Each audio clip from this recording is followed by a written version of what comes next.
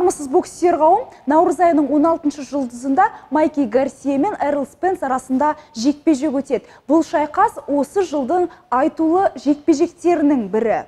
Ендеше осы жекпе-жекке болжам жасап көрелік. Бүгін бізбен өз ойымен бөлісетін Diamond Ring промоутерлік компаниясының боксшысы, еліміздің мақтанышы Айдар Шәрбаев. Айдар, осы Гарсия мен Спенстің арасындағы жекпе-жектің сценарий қалай болады деп ойлайсыз? Екеуінің бұрынғы өткен жекпе-жектеріне қарап отырсақ, Гарсия жайлы айтар едім. Мен Гарсия өз күшін 12 раундқа икемдеп жұмсайды. Ол бас айсап құлатпасайым деген ондай бір жүйе болмаса план болмайды ондай. Өйткені ол өте тәжірибелі боксшы. Оның өрім бұтақтарының бәрі боксер болған ғой. Жаңа ағасы да боксер болған, ағасының ағасы боксер болған, көршілері де боксер. Неге десең, бұл мексикалықтардың бәрі кәсіпқой бокста өте тәжірибелі, табанды боксшылар. Сол себепті ойлаймын, ол бас айсап қазір атакаға болмаса нокаутқа асықпайды.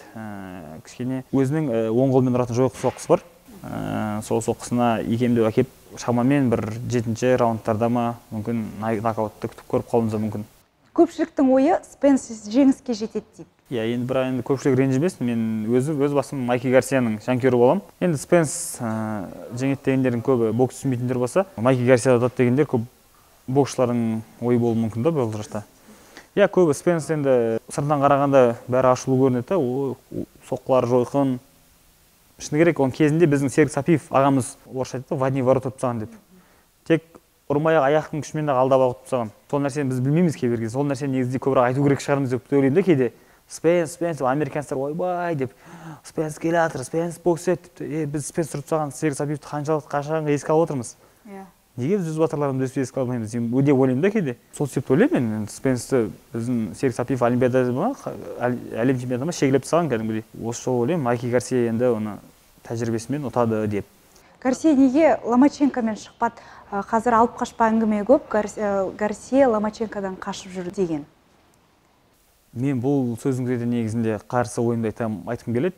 Енді қашу жағынан келетін болсақ, енді кезінде Ломаченко 42 км кросстар жүрген естігеміз. Қашуды Гарсиядан қарағанда жақсылаша сияқты негізінде ол. Егер жүгіру жағынан келетін болсақ. Ал бокста енді ешкім бір-бірінен қашпайды деп ойлаймын. Өйткені бокста қорқатын адам ол боксты рингтан емес, телевизордан отырып көретін еді деп ойлаймын да. Егер Ломаченко қашса, болмаса жаңағы Гарсия қашатын болса, олардан боксер шықпар еді. Бірақ енді бұл жақта жаңа айтып өттім ғой, бокс Америкада ол спорттан бөлек ол бизнес. Бизнес үшін олардың дәл қазір жақын бір жылда бокс екені мүмкін тиімсіз болуы мүмкін. Сол себепті оларды 1-2 жыл бір-біріне қаштаттығып ұсай тұрса, ол байқадық жаңағы Мейвезер мен Пакьяоның арасында міне тағы да екінші снайп келатыр жайлап үрлеп. Сол сияқты жаңағы тойдың болғаннан болар қызық деген сияқты бойдың болғаннан болар қызық дейді ғой. Соны істеп отқан амалдары деп ойлаймын мен оны. Айтпаса ешкіммен қашып жүрген жоқ бұяқта. Екі боксшыны салыстырып қарасақ, екеуінің дене бітімі, жаңағы бойында айырмашылық бар, иә? Осындай физиологиялық факторлар қаншалықты боксшыға әсер етеді? Дене бітімдегі қарайтын болсақ, бұяқта Спенстан мықты боксшы жоқ сияқты. Спенстің енді шыны керек енді денесі 4,5 қой. Қанша көбейгі бар екенін білмеймін енді санамын, бірақ енді шыны керек, мына мексикалықтардың бәрі бір таңғалатын, олардың спортшы мен спортшы емес екенін ажырату қиын. Денелерінің бәрі андай бір не ғой, бір олардың табиғи дене бітімдері сондай бір качоктарын көрмейсің ғой ішінен. Бәрі саурап қалған солған сәбіз сияқты болып жүреді. Бірақ рингке шыққан кезде олардың қандай мықты екенін байқайсың да. Сол себепті оның дене бітіміне қарап та жаңағыдай. Бойдың 9 сантиметр екеуінің бойының арасы. Спенс ұзын ба? Иә. Спенс 9 сантиметрге ұзын. Спенс сәбізі бүтіндей жұтқан ба білмеймін, қалай бойын өсіріп жүрген. Бірақ енді бұл жақта бойын қатты көмектеседі деп ойламаймын. Енді ол бойы ұзын, мына мексикалықтар өте кәсіпқой бокста тәжірибелі деп айттым, олар енді біз оның бойына атылады деп жағынан ұруға асықпайды деп ойлаймын. Ол бокс айтты ғой жаңағы по этажам жұмыс істеу керек деп. Ол бойы ұзын болса, оның ішінен бастап жұмыс істейді. Ішінен ұра бергенде адам басы төмен түседі ғой. Сосын басымен жұмыс істей бастайды. Сол себепті ойлаймын енді Гарсияның да бұрышында оған осы ақыл айтатын адамдар табылады деп. Спенстің солақайлығы Гарсияға қаншалықты әсер етеді деп ойлайсыз? Өте қиын болуы да мүмкін. Өйткені кей кезде болады, енді оңқаймен оңқай жақсы істеуі мүмкін, бірақ солақаймен оңқай болса істей алмай қалады. Ал солақаймен солақай болса тіпті кейбір кезде бокс болмай қалады, тек күрес болып кететін кездер болады. Енді солақайдың наны дейді ғой, рингтағы наны ол бауырдан ұратын соққы да. Енді бір Гарсияда бір ойланбай бір оң қолын лақтырып қалып, жаңағыдай бауыр ашылып қалып, Спенс соға алса, енді ол кезде әрине әңгіме жоқ. Ол бір соққы жекпе-жектің тағдырын шешіп кетуі мүмкін. Солақаймен жұмыс істеу білмейтін енді боксшы болатынбыз, ол енді жаңа айтып тұрмын ғой, қаншама тәжірибе, ол оңқаймен де солақаймен де шыны керек, екі адам шықса екі адаммен төбелесетін жағдай бар шығар деп ойлаймын да уже ондай тәжірибенің арқасында. Сіздің фаворитіңіз Гарсия, енді Гарсияге ең лайықты қарсылас кім деп ойлайсыз? Мына Қазақстанда Шәрбаев Айдар деп серьезно айтып кетейін ба?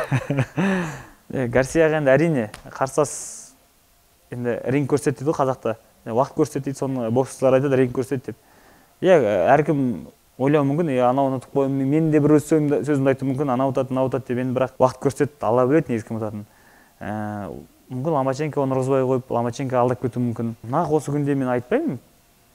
Былай қарағанда енді Гарсияны ұтатын боксшы деп нақ бір айта алмаймын мен. Жоқ, енді ол мүмкін аяқ астынан Ломаченко, бірақ енді өз ойым, менің жобам бойынша мен өйткені не себепті олай ойлаймын. Ломаченко енді әлемдегі ең мықты боксшылардың бірі, тәжірибесі жағынан да, техника тактикалық жағынан да. Бірақ ол өзінің екінші жекпе-жегінде Арландо Салидаға ұтылып қалды.